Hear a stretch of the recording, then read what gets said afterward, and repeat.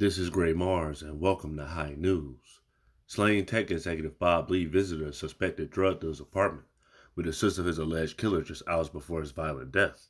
Gray Mars has learned from a source with the knowledge of cases, which may have happened inside the apartment that day, could end up playing a key role in the National Watch murder case against Nima Momini, 38, who allegedly stabbed Lee to death with a kitchen knife on April 4th.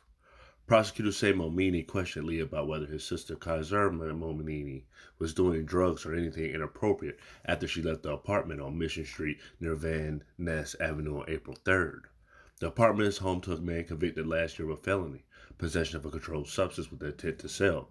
Police previously arrested him for allegedly having a range of substances, including meth, cocaine, ecstasy, acid, and magic mushrooms.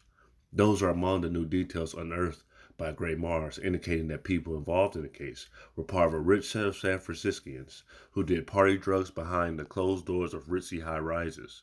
We are actively investigating the background of the conduct of all of the parties for 3 or 4 days before the incident, Paula Canny, the defense attorney for Nina Moini, said.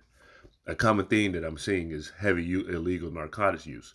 Lee, the 43-year-old actor of Cash App and chief founder officer of MobileCoin, was killed while on a visit to San Francisco from his new home in Miami. He still used the nickname Crazy Bob from his fraternity days and was known to use drugs recreationally, one friend said. Kaiser Momini, known to many acquaintances as Tina, may have used drugs so frequently that it worried her brother and caused risks with her friends, according to Samarni Kadzafic, who said she was friends with the Simmons and two other people close to Kazar Momini, who spoke on condition of anonymousness. Nima Momini, an information technology consultant who lives in Everville, was arrested more than a week after the killing at his East Bay home. He has yet to enter a plea and is scheduled to appear in court Tuesday.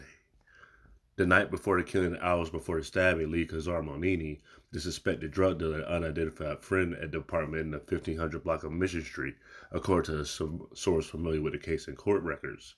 Gray Mars is not naming the man who lives in the apartment at this point because the extent of his role in the case is unclear.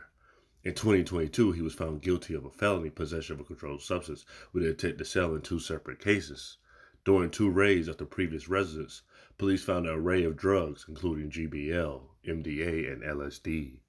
According to court documents, prosecutors described him as a deeply engaged in trafficking of controlled substances. After leaving the apartment, prosecutors say Lee went to the hotel, where he was staying on the Embarcati, and Karza Momini went to her home in the Millennial Tower. At some point later, Nima Momini allegedly became upset with Lee and questioned him about the inappropriate conduct and drug use. Lee assured Nima Momini that nothing inappropriate happened, prosecutors say. Both Lee and Nima Momini ended up at the Millennial Tower that night. Prosecutors say court documents show police have surveillance footage that captured them leaving together and driving to a spot beneath the Bay Bridge where investigators say Lee was stabbed. Kaiser Momini appears to have messaged Lee about the April 3rd confrontation. Just wanted to make sure you're doing okay, because I know Nimi came way down hard on you, she wrote in a text recovered from Lee's phone, according to prosecutors. And thank you for being such a classy man. Handling it with class. Love you, selfish pricks. When contacted, the suspected drug dealer acknowledged being close friends with Lee. I love Bob, he said. He said he did not go to the hotel with Lee. Nima and Karza Momini were close siblings, often spending time together, say friends and former acquaintances. He lived in Emerville while she lived in San Francisco. Though no stranger to the party scene himself, Nima Monini tried to protect his younger sister from possible problems with drug use, according to Kudasafik, the woman who said she was friends with the siblings. He was always playing Big Brother, always looking after her, Kudasafik said. Kudasafik said Nina Monini told her not to give his sister drugs. Kudasafik says she eventually wrote to her friend's husband, prominent plastic surgeon Dr. Dino Alejania, to make Kaza Monini stop calling her. She was basically asking me to buy drugs with my money, she said.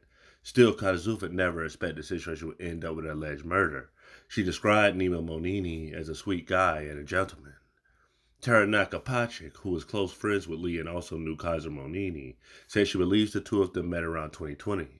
The relationship appears to have been romantic, she said. When Akapachi warned that Lee and Kazar Monini was married, she recalled he told her, it doesn't seem like it matters to her because she's flirting with me. Akapachi also said Lee liked to party. He liked to unfortunately do a lot of drugs, Apache said, but he was the sweetest guy ever. He always had a light around him. Thank you for listening to Gray Mars and listen to High News. Please like, share, and subscribe.